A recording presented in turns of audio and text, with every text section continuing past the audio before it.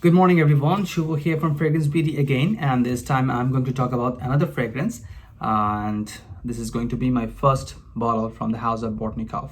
So I wasn't planning to do a review on this one, but as this is my first from this house, and also I was requested by Joyamin Bhai to share my experience on this, so I decided to go for it. It's not going to be a full-fledged review, but it's going to be more like an initial impression.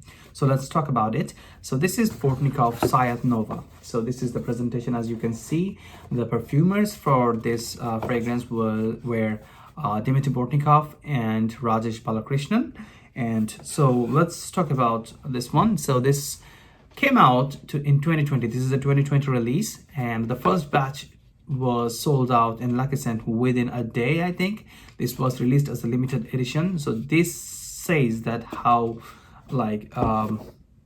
popular it is among the fragrance enthusiasts or the fragrance community, and then they had to release it a second batch and a third batch. So it feels like it's a quite popular fragrance among the Bortnikoff lovers.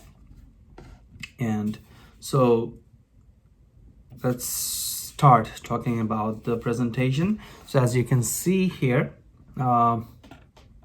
this is the box. This is the generic box. It's pretty nice. It comes with the Bortnikoff right up here logo. I think this is the logo. So this is the box within the box, and it's more like a coffret. It's cloth, and then Bortnikoff logo is embroidered on the cloth. So the presentation is really nice, and let's open it. Here it is. So here how it comes. It's really nice. The presentation is really nice. And now let's pull out the bottle.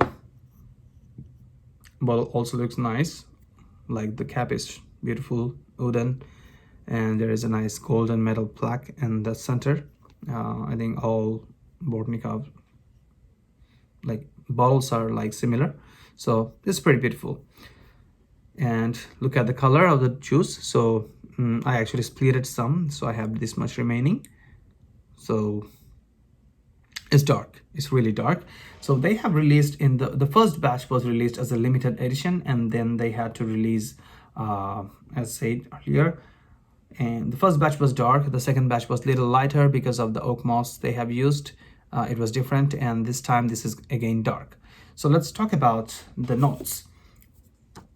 So this is the note distribution comes within the package. So it says top notes there is apricot, narcissus. In the heart notes there is rum and vanilla. And in the base notes there is oud from Laos, Bengal oud from Trat, and oak moss.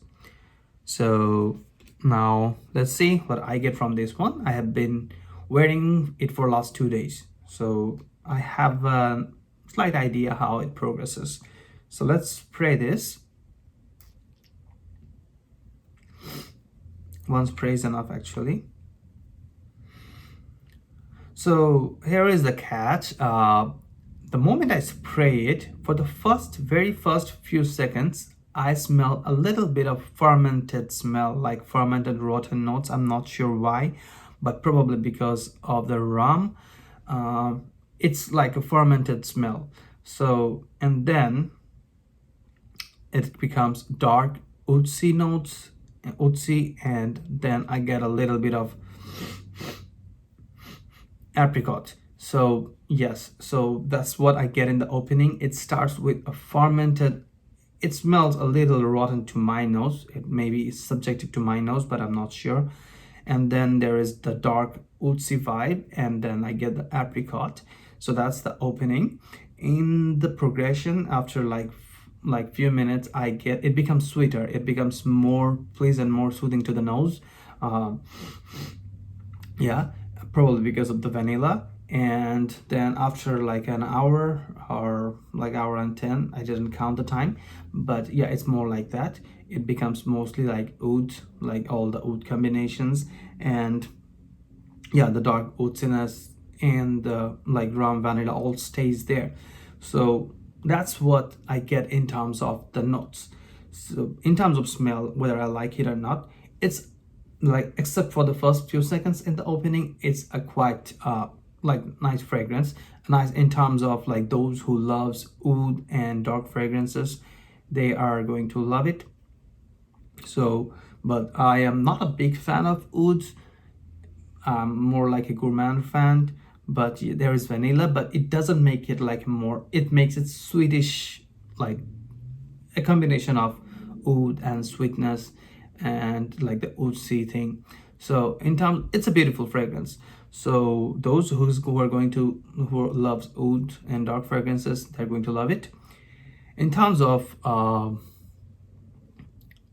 like innovation things, like if I ask me that whether it's something new, like my perception is that it's a nice fragrance, beautiful fragrance, but it's not something very groundbreaking. It doesn't add much to the existing like existing list of fragrances that we have around. To me, it feels similar to Under My Skin from Francesca Bianchi, and I think that one is done pretty better, in a better, that one has a better representation. So and also price wise, that's also much better. So it's a nice fragrance, but for $350 price point, I think it's highly priced. But also we have to understand that they are indie house, they produce in small scale, and also they use like expensive natural ingredients. So it might, because they're not producing in large scale, it might hike up the price a little bit, but just still, as from consumer side, I'm going to say that $350 is going to be a high price for this one. So that's for me, and that's all from my side.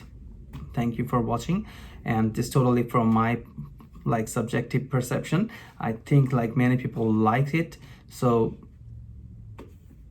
otherwise it would not have sold as much.